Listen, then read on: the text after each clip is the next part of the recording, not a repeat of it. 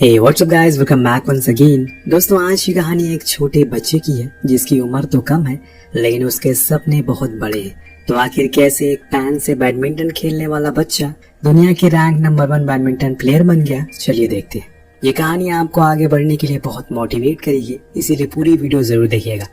वह कहानी की शुरुआत होती है, हम चैंग को देखते हैं जो बीच पर अपने दोस्तों के साथ बैडमिंटन खेल रहा है। तभी वहां पर उसके डैड आ जाते हैं, जिनके डर से वो सब कुछ छोड़ छाड़ कर उनके पास चला जाता है, क्योंकि उन्हें नहीं पसंद कि वो किसी भी तरह का खेल में इतना हिस्सा ले।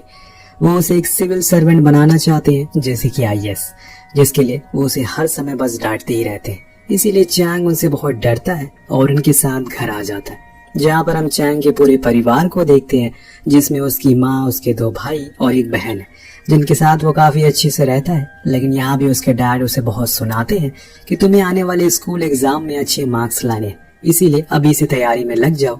दरअसल आज मलेशिया और कोरिया का ओलंपिक बैडमिंटन मैच होने वाला है, जिसके लिए सभी लोग काफी एक्साइटेड होते हैं। चैंग के मॉम डैड भी जाने वाले थे देखने के लिए, क्योंकि उनके घर टीवी नहीं था गरीबी के कारण, इसीलिए उन्हें दूसरे के घर जाना पड़ता है। पर वो चैंग को पढ़ाई करने को कहते हैं और साथ नहीं ले जाते, पर उसका बहुत मन होता है कि वो भी उस मैच को देखे। इसीलिए वो उनके जाने के बाद साइकिल लेकर निकल जाता है और दीवार के उस पार झांक कर देखता है कि तभी उसका बड़ा भाई वहां आ जाता है, जो उसे अपने कंधे पर बैठाकर उसे मैच दिखाता है।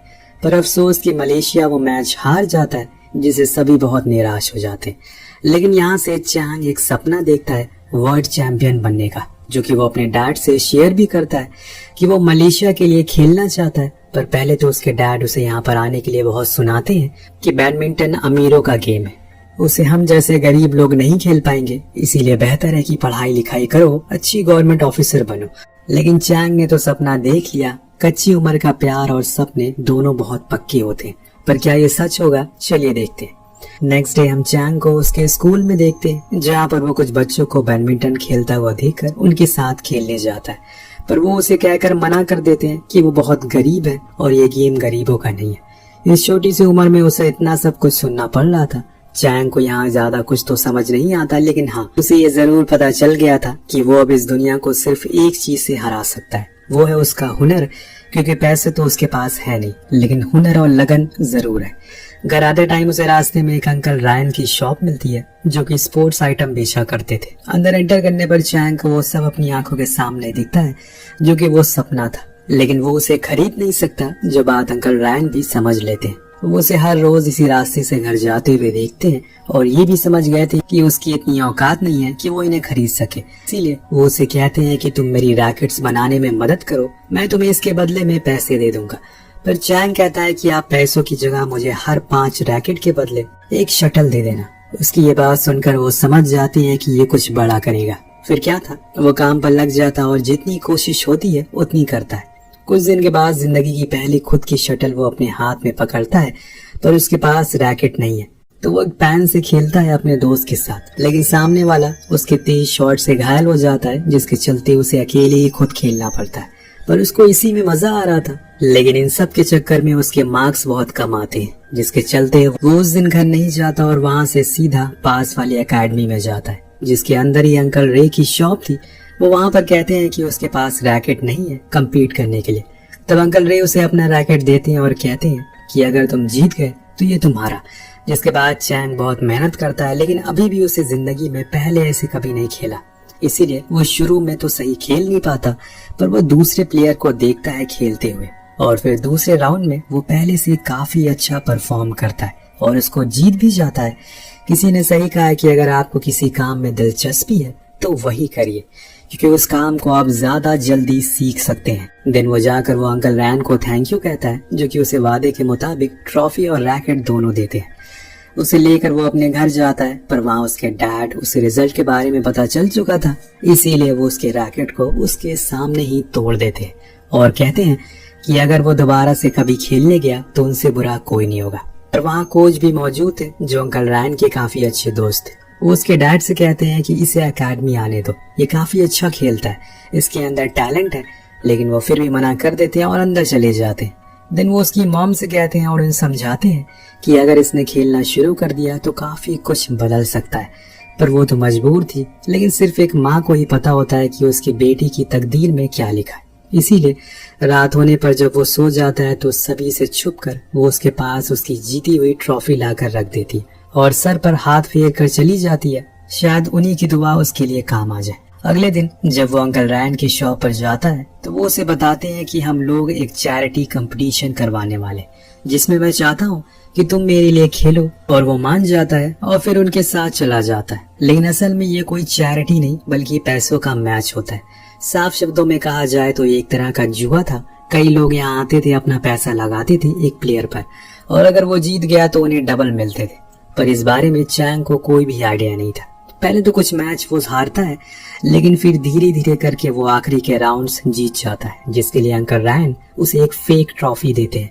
अब जैसे जैसे दिन बढ़ते आ रहे थे वो हर रोज वहां जाने लगता है। इस चक्कर में उसे कराने में बहुत देरी होती है और जो कुछ भी वो ट्रॉफी जीता था उन्हें घर लाकर अपने रूम में रख देता है, जो देखते ही देखते बढ़ती जा रही थी। और एक दिन उसके डैड ये देख लेते हैं और फिर क्या था, वो उसे ढूंढते हुए उसी जगह पर पहुंच जाते हैं। इस बीच हमें पास में घटित एक घटना के बारे में बताया जाता है, जिससे हमें पता चलता है कि चैंग के डैड भी पहले बैडमिंटन खेला करते थे और जिस जगह आज उनका बेटा खेल रहा है वो सालों पहले वहीं आया करते थे अपने दोस्तों के साथ खेलने के लिए। लेकिन एक दिन उन्हें ज्यादा पैसों का ऑफर आता है जिसके लिए वो खेलना सही नहीं समझते, क्योंकि अगर वो हार जाते तो कभी भी वो पैसे लौटा नहीं पाते। इसीलिए वो मना कर देते हैं और यही चीज वहाँ के बॉस को पसंद नहीं आती। इसीलिए वो अपने लोगों को इनके पीछे लगवा देता है, जो इनके सभी दोस्तों को मार देता है। लेकिन ये बच जाते हैं और तब से ही इन्होंने बैडमिंटन से नफरत हो जाती है। वो नहीं चाहते कि जो उनके साथ हुआ वही उनके बेटे के साथ भी हो। तभी वहाँ पर उस जगह का बॉस आ जाता है, जो चैंग के डैड मिस्टर पर को जानता था क्योंकि उसने उनके पीछे गुंडे भिजवाए थे। वो कहता है कि अगर तुम्हें यहाँ से जिंदा घर जाना है तो इस मैच को खेल कर दिखाओ। तभी उसकी वाइफ आ जाती है, जो पूछती है कि अगर हम हार गए तो क्या। तो मिस्टर पर कहते हैं कि फिर वो जो भी कहेंगे मैं करने को तैयार हूँ। दिन दोनों बाप बेटे कोर्ट में खेलते हैं। कुछ ही राउंड में सामने वाले को वो हरा देते हैं। उस दिन मिस्टर पर को समझ आ जाता है कि उनका बेटा किस लेवल पर है। इसीलिए वो उसे कहते हैं कि मुझे हारना पसंद नहीं है और गोल्ड मेरा सबसे फेवरेट थिंग है।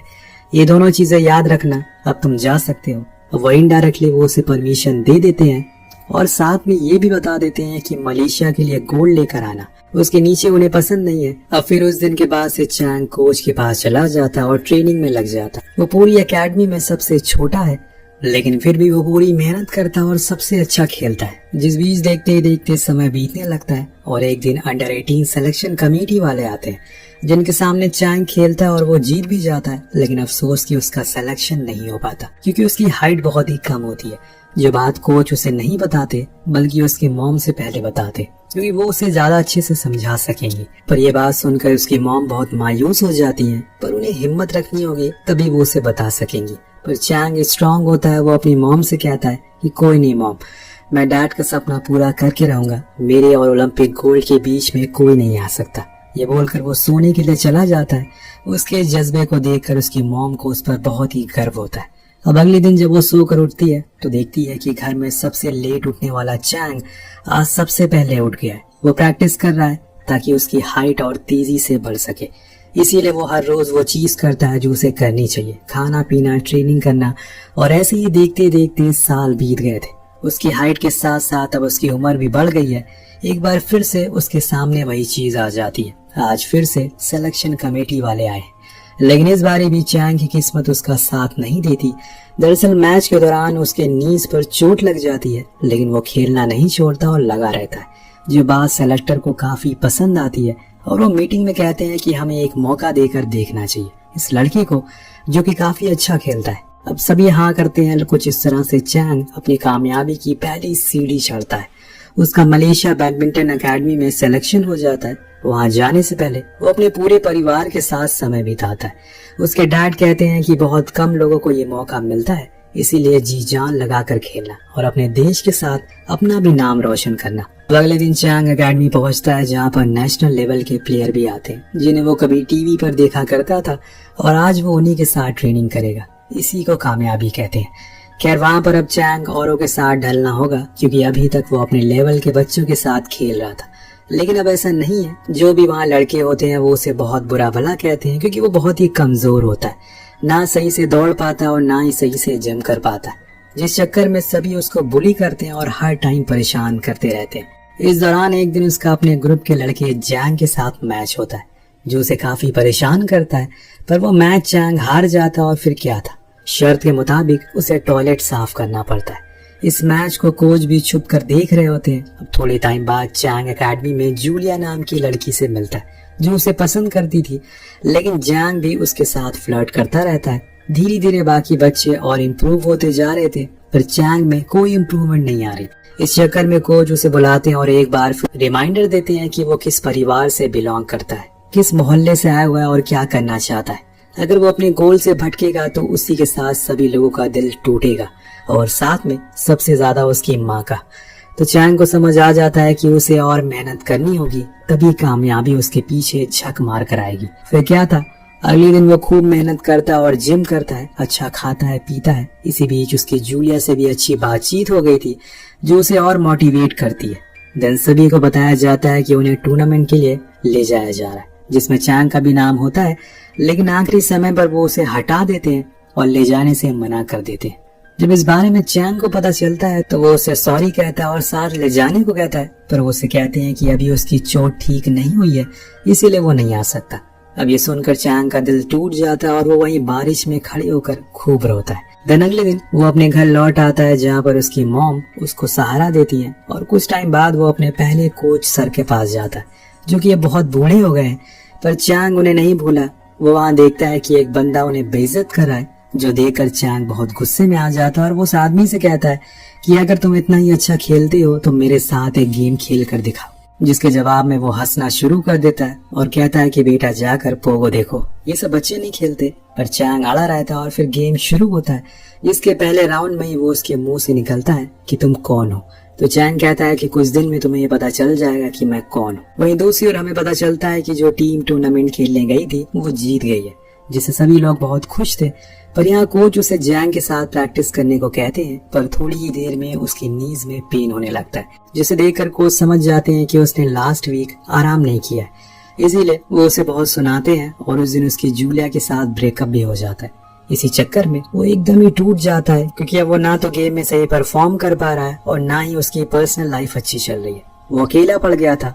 एक दिन उसके सभी दोस्त उसे कोच की वाइफ के पास लेकर जाते हैं, जो उसे बताती है कि कोच तुम्हें अपने बेटे की तरह मानते हैं, क्योंकि तुम सेम हमारे बेटे की तरह लगते हो। वो भी उसे बैडमिंटन खिलाना चाहते थे, पर समय के साथ उसके ऊपर इतना ज्यादा प्रेशर आने लगा कि उसने खुद की जान ले ली। इसीलिए अब कोच तुम्हें और प्रेशर नहीं देना चाहते। यही वजह है कि वो तुम्हें लंदन नहीं ले गए। चैंग को बात समझ आ जाती है, इसीलिए उस दिन के बाद से वो सारा समय कोच के साथ बिताने लगता है और फिर धीरे धीरे करके अपने गेम को इम्प्रूव करता है, जिसके बाद उसे फाइनली 2004 में थॉमस कप के लिए सेलेक्ट किया जाता है, जहाँ चैंग सेमीफाइनल तक जाता है, पर अफसोस कि वो मैच हार जाता है। ये उसकी पहली बड़ी हार थी, जिसका उसे बहुत बड़ा झटका लगता है। लेकिन कोच उसे समझाते हैं कि हार हर एक गेम का हिस्सा है और जीत के रास्ते में हार तो आती ही है। उसी हार को पार करके तुम्हें जीत तक पहुंचना है, इसीलिए आने वाले गेम की तैयारी करो। देन वो अपनी ट्रेनिंग पर फोकस करता है और खूब मेहनत करता है। देखते ही देखते साल 2006 में मलेशियन कप आता है। वहाँ भी वो फाइनल तक जाता है, पर अगेन हार जाता है, जिसके बाद काउंसिल कमेटी कहती है कि हमें अगले साल किसी और को मौका देना चाहिए, क्योंकि ये फाइनल का प्रेशर शायद झेल नहीं पा रहा है। लेकिन कोच को यकीन था कि वो जीत जाएगा, बस एक और मौके की जरूरत है। उसे वो मान जाते हैं, लेकिन वह चैंग अब टूट गया था। पर ऐसे मौके पर हमें सही इंसान की जरूरत होती है, जो कि उसके लिए कोच थे। वो उसका पूरा साथ देते हैं और डटे रहते हैं। और दोस्तों, आने वाले 6 महीने के अंदर वही दूसरा टूर्नामेंट भी वो हार जाता है। इसके बाद उन दोनों को ही टीम से निकाल दिया जाता है और इस चीज से वो पूरी तरह से बिखर गया था। पर अभी भी उसके कोच उस पर यकीन था। वो कहते हैं कि तुम्हें याद करना होगा कि तुम कहाँ से आए हो, किस लिए आए हो। अपने गांव जाओ और वहाँ के लोगों से मिलो और महसूस करो कि उन्हें कितनी उम्मीदें हैं तुमसे। चैंग अपने टाउन लौट जाता है, जहाँ वो सबसे पहले अपने पहले कोच से मिलता है, जो उसे बताते हैं कि जो तुम करना चाहते हो वो तुम कर नहीं पा रहे हो।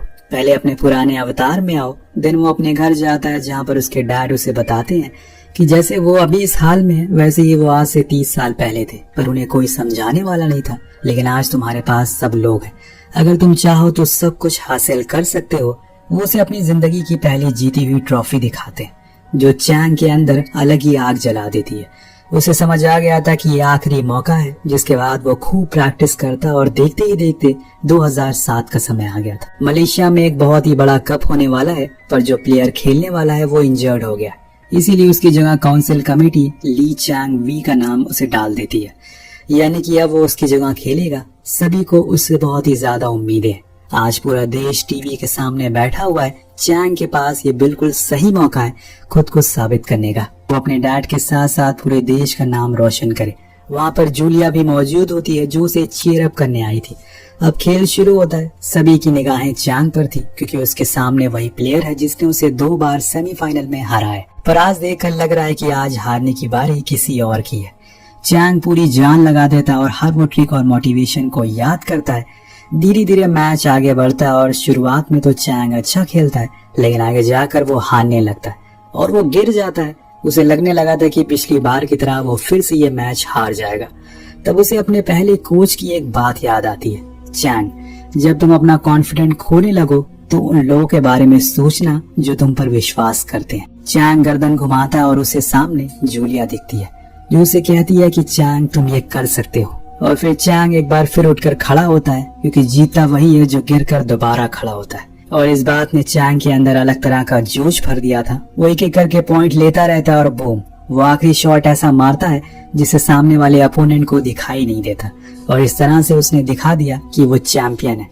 वो उस मैच को जीत जाता है और कुछ इस तरह से उसने उस अपॉर्चुनिटी को अपनी कामयाबी में बदल दिया। आखिर में जूलिया उसके पास जाती है और उसे गले लग जाती है। उसे भरोसा था कि चैंग जरूर जीतेगा और इस तरह से वो जीत लाया मलेशिया के लिए कप। आज पूरा देश बहुत खुश है। उसके बाद वो 4 सालों तक दुनिया के रैंक नंबर 1 बैडमिंटन प्लेयर बना रहा। साल 2008 से लेकर 2012 तक उसकी विनिंग स्ट्रीक, जो कि आज तक किसी ने भी नहीं तोड़ी। ये पूरी कहानी मलेशिया के लेजेंड ली चैंग वी के ऊपर आधारित है, जिनकी पूरी जिंदगी आपके सामने है। इसीलिए कहते हैं कि डटे रहिए, नाव में छेद है तो क्या हुआ, कम से कम आपके पास नाव तो है, किसी के पास तो वो भी नहीं है। तो आपको ये कहानी कैसी लगी नीचे कमेंट करके जरूर बताएगा। मिलते हैं अगले वीडियो में। Thank you so much watching. Peace out.